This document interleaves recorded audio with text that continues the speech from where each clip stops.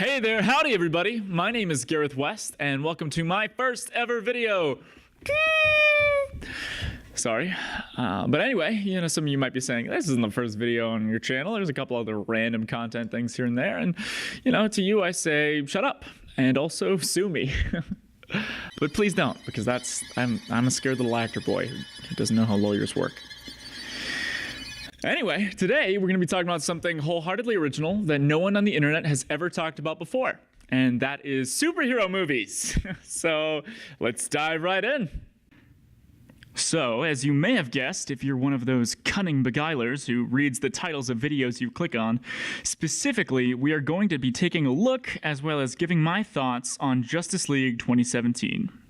I'm not quite sure if the 2017 is necessary or not, considering it's the only theatrical movie with that title, but between the comics, television shows, action figures, lunchboxes, and sex toys, I just didn't want to muddy the waters with any confusion of what Justice League product we are talking about. But Gareth, you pretentious Hollister flip-flop of a person, you might say, what are your thoughts on Justice League? Well, it's a mess. But for the most part, a pleasant mess. So let me just preface this really fast by letting everybody know that there is no way I can go into this without any bias.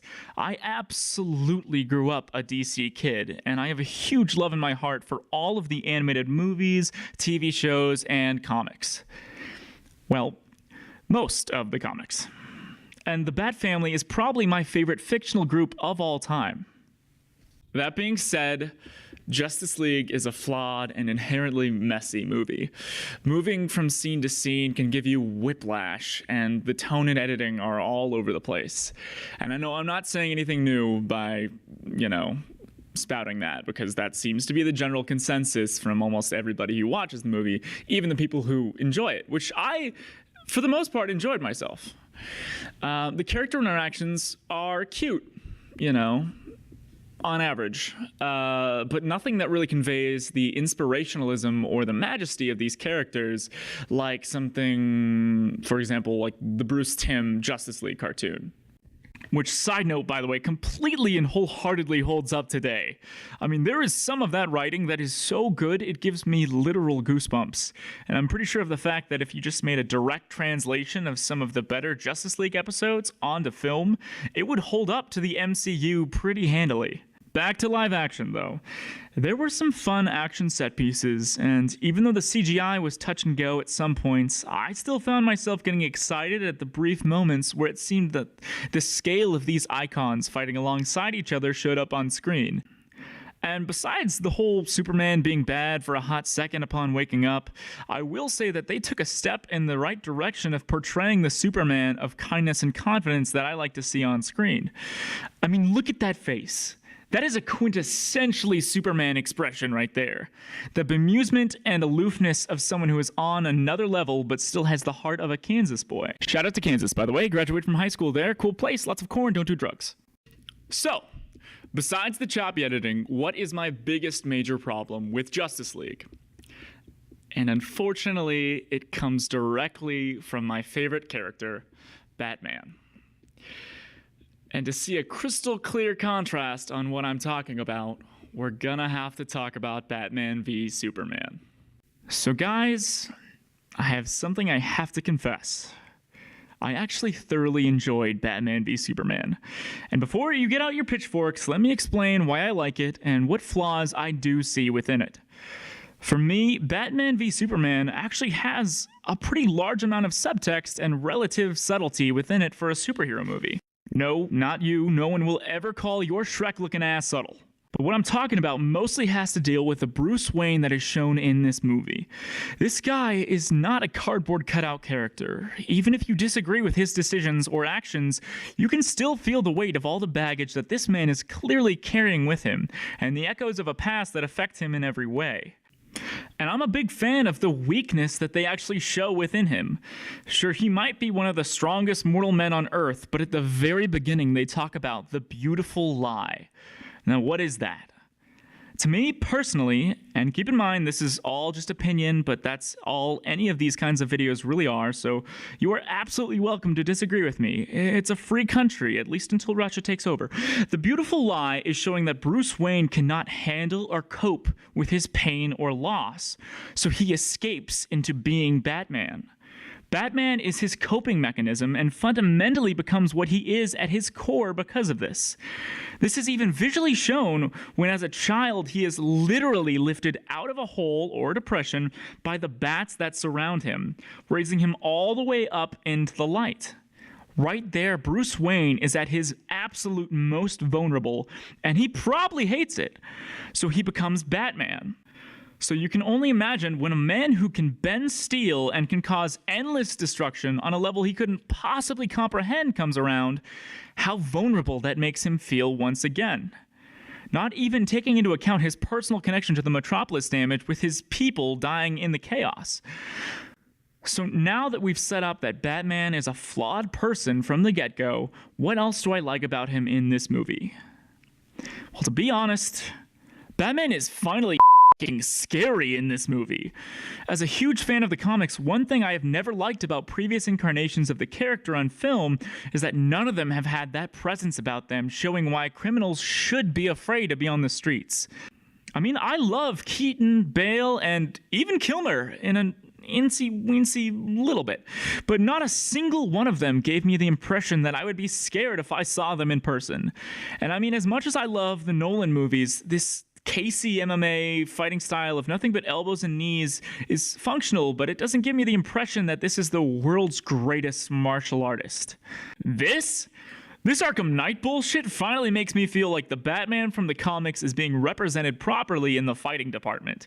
I mean, my man just walks through these guys and gets a free flow combo meter of at least 12. Unfortunately, he misses the little blue counter icon thingy on this guy and messes it all up for himself, but we can forgive him. I mean, even take a look at how this guy is introduced in his first scene as Batman. That is a literal creature of the night. This scene is shot in basically the same way a horror movie is filmed, and that's exactly what Batman should be to villains. A horror icon, a boogeyman. And I think that's what they were desperately trying to do here, make Batman scary again. And they might have shot a little overboard in trying to make sure that that came across. For example, I believe that that's why they made the decision for him to have such a disregard for whether criminals lived or died in this movie.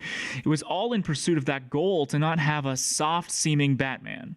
Now, I don't necessarily agree with this. As a comic book fan, first and foremost, my favorite Batman is the one with the no-killing rule firmly held in his values. But I have to say, on my first viewing of this movie, it really didn't bother me that much. I know that sounds weird, but we've all gotten used to having adaptations and changes to characters being put on screen. Bale and Keaton were about as far from their comic book counterparts as you can get, but they were still loved.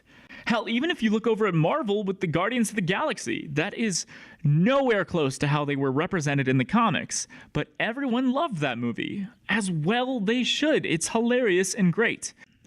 But in this instance, I have a feeling that the reason this is so jarring is because this actually is the closest Batman's ever been to his comic book counterpart, including the existence of other heroes in a shared universe. Considering nobody really batted an eye when Keaton straight up killed multiple dudes. And I know that there's a difference fundamentally between the first theatrical adaptation of Batman ever put on screen. You know, we're probably going to take what we can get. Now we're spoiled for comic book adaptations, so we want our heroes to be as close as the source material as possible now. But I think my point still stands. So, if Batman is my favorite character, and clearly I think that he's represented in a cool fashion here, what are the aforementioned flaws that I find in this movie? Well, like Justice League, the editing can be a bit sloppy and mess with the flow, but I have to say, if you're going to watch this movie, watch the Ultimate Edition. To me, it fixes almost all of the editing problems, as well as closing some major plot holes. And putting aside the weird Riddler Lex Luthor we seem to have going on, even though he would actually make a pretty solid Alexander Luthor if you took the kind of character he was in Infinite Crisis, my main problems in this movie come from Superman. And no, it's not because I think Henry Cavill's a bad actor or anything like that. I think he does a fine job with what he's given. The biggest thing for me, and what I think brings down the whole movie, is this. Lack of contrast. Man of Steel set up a grittier, darker, more quote-unquote human take on Superman, but here's the thing. I'm a human, and I'm pretty fucking happy-go-lucky all the time. And I live in the real human world with real human problems, allegedly. They took out a lot of the Boy Scoutness and the love and enthusiasm for life that Superman has in the comics. In the comics, Superman has a great love for every living thing, almost unheard of by any other character. He has the power to destroy planets, but through that, he has become appreciative of everything that comes from the human experience. Even when the world is dark, Superman is not. Now contrast that with Batman, who is kind of the exact opposite. Even when the world is light, he still lives and breathes in the dark. It's who he is as a person at his core. And it's the irony in the human being less human than the alien and vice versa, and that dichotomy of how the dark and light work together that I love so much about the interactions and relationships between these two characters. And that lightness that Superman conveys would be a shining beacon in a bleak world, and in my opinion would fix a lot of the fatigue people seem to complain about with these DC movies being too dark. So now, after a long roundabout way of me telling you why I like Batman and BVS so much, what does that have to do with Justice League? And well, it's because Batman is the worst goddamn character in that movie. And don't get me wrong, I still think Affleck is putting in a pretty good performance, but they took such a hard left away from the dark and serious Batman that was in Batman v Superman to the point where Batman's basically a punchline. Batman is cracking jokes, saying one-liners, and is the butt of a scene with Superman that is almost at the level of parody. Batman is not the jokester. He's the straight man. You have 6 other members of the Justice League that are allowed to, make humor and be jovial and all that good stuff, but Batman is the one serious one, which honestly makes the humor going around him much funnier. But if you're going to have Batman make a joke, use it sparingly. Don't lose his air of mystique or seriousness, because then the jokes aren't special. The best thing about Batman when he's funny is the fact that usually he's not. Is that his seriousness is the status quo, so when he breaks that, then it's entertaining. But if he's a joke all the time, you lose all of that. Take the Justice League cartoon once again for an example. Batman in that can be hilarious, but it's because of his status quo of seriousness and atmosphere that when he does say something funny, it stands out even more and is therefore even funnier. He doesn't lose any of his mystique because he never crosses that line into being a joke. I honestly would have actually liked to see what movie Snyder would have released if he got to make it the way he wanted to. Sure, it might not still have been great, but I don't personally want another Marvel universe where every single character is cracking jokes all the time. DC can be darker and a little bit more grounded, and I actually enjoy that. A lot of people think that there is no room for a DC cinematic universe with Marvel ruling the battlefield so thoroughly. And personally, I disagree. I think there is enough fandom in the world to go around. Especially for people like me who love both. I love Marvel and DC. DC was what I grew up with and is closer to my heart than anything, but still I enjoy Marvel. What I think they need to do is come back and stake a claim on what made these characters so cherished in the first place.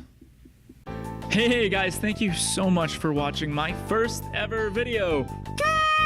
Still sorry. I had a blast making this thing, and you can expect some more content coming out right quick soon. Faster than you can say something probably pretty long, because it's still going to be a couple days. But if you can talk that long, props to you. Anyway, I actually did, on some advice from a friend, go ahead and set up a Patreon so that eventually if anyone in that wide world of sports out there wants to support me and get some cool bonuses and incentives, they are welcome to do so. Thank you guys so much once again for watching. I appreciate the hell out of you. All right, I'll catch you guys later. Bye-bye!